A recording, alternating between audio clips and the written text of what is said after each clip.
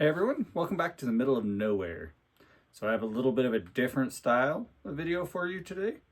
Not really, it's still talking about books, but it's not your typical fantasy, sci-fi, thriller books that I talk about. Today we're going to be talking about non-fiction books. And I'm labeling this video, stupid nemesis, and I'm labeling this video, Stranger Than Fiction. So these are non-fiction books that could be fiction. Like they read, like there's no way that this could be true. I really was intrigued by them and finding out all about what happened in each of these scenarios. So there is quite a bit of disparity between all of them. They're all kind of historical, I guess, which is what makes it stranger than fiction.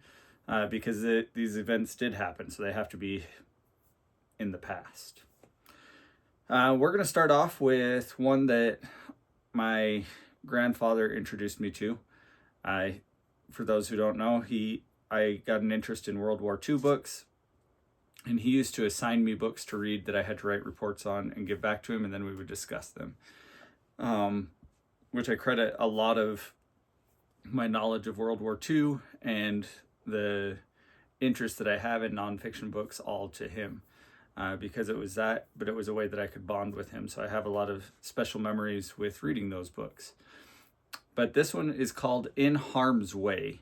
This is about the USS Indianapolis, and it sinks, and they have to survive while waiting for rescue. Of course, it's in the middle of the war. There's sharks, and it is truly a harrowing tale. There's heroes. If you are just looking for a book to break into nonfiction reading, this is one that will definitely catch your eye, because it will read like a fantasy tale, a sci-fi tale, a post-apocalyptic tale, like anything that you can kind of think of. It's all kind of entailed in this. It's written extremely well. It's one of my all-time favorites, and it's crazy. And it's told through the eyes of their survivors, but I definitely recommend checking this one out. It is by Doug Stanton, and he does a good job of capturing what it was like. Truly remarkable experience for those survivors, and I encourage you to check that one out. The next one I have is based on one person's life. They actually made a Netflix show based on it, I'm sure, or Netflix movie based on it. This is about the life of Frank Hamer. This is a title. It's titled Texas Ranger, and it's the life of Frank Hamer, and he's kind of on that edge of the police were no longer able to just shoot. I swear, animals and me filming just don't get along.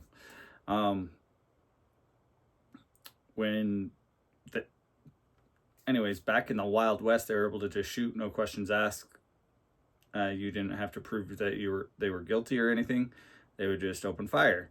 And he was in a number of gun battles, and it was really interesting to see. And of course, anyways, he was in a number of gun battles, but he's most known for the ambush of taking out Bonnie and Clyde and eliminating that threat. It was really interesting. It's really told, like, some of those stories I just had to shake my head at. There's no way that it could be true, and all the different things, as well as it was very similar to issues that we kind of go on in today's world, but they took care of them in vastly different ways. So really interesting read if you like seeing like cowboys and that type of stuff, or interested in how they track down crime, or tracking down Bonnie and Clyde, for example. Does an excellent job of containing that, and it goes through his whole life from basically when he was born up until his death. But I really enjoyed that read as well. Also, last year I got into this kind of kick where I liked reading pirate stories. I wanted to know a lot more about pirates, and I did read a couple of them that were just way out there, and I can see why pirate tales have spawned into what we know them as, like Jack Sparrow, and some of those other pirates that we know. But some of them were very real, like Blackbeard, Sam Bellamy, and others. And Black Flags, Blue Waters talks about how it deals with the Americas, the pirates, in how it kind of formed the United States. So it doesn't focus it in, because we know they were in the Bahamas and that type of thing. And it doesn't focus on that much. It's just those that came out of the Americas. And some of those stories were incredibly wild, and how they helped form America as it is today. A lot of it is based in what some of those pirate societies did. That doesn't mean they were necessarily right or good, but they took kind of the good things out of those beliefs, and it really kind of shows how these people from our history interacted with the United States as it was growing.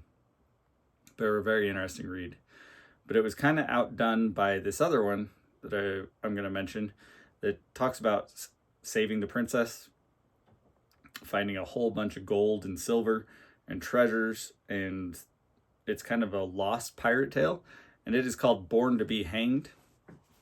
And it talks about how they get this letter to prove that they were working on behalf of the crown back in England, even though they really weren't. They were out for personal gain, but they get hired by an Indian tribe to save the daughter against the Spanish invaders, and they storm forts, they raid islands, they save a princess, and it's not as dramatic as what could probably be done in like a film or anything, but it is based on history and the journals that they kept, and how a lot of them didn't have words in English for some of the foods that they ate. And it was really interesting to see and experience this journey as they go along the western coast of South America, pillaging, saving, and raiding. But if you have any interest in pirates, I highly recommend checking out those two books, Black Flags, Blue Waters, and Born to Be Hanged. And then the last one that I'm going to mention today is one that I just finished up reading. It is called Endurance. This one has been out quite a while. It is Shackleton's voyage to the Arctic, and how he was planning on doing a trek overland. But they don't make it. They get shipwrecked on an iceberg, and how they are able to survive and keep their spirits up, and that all of them were rescued. It is truly a crazy story. One that you're like, there's no way, especially when you go back to the 1800s, because I also read the story that inspired Moby Dick, and all of them had to revert to cannibalism. That's another one I could have mentioned. I'm not going to. I might throw up the title of it just so you can see it. I can't remember it off the top of my head right now.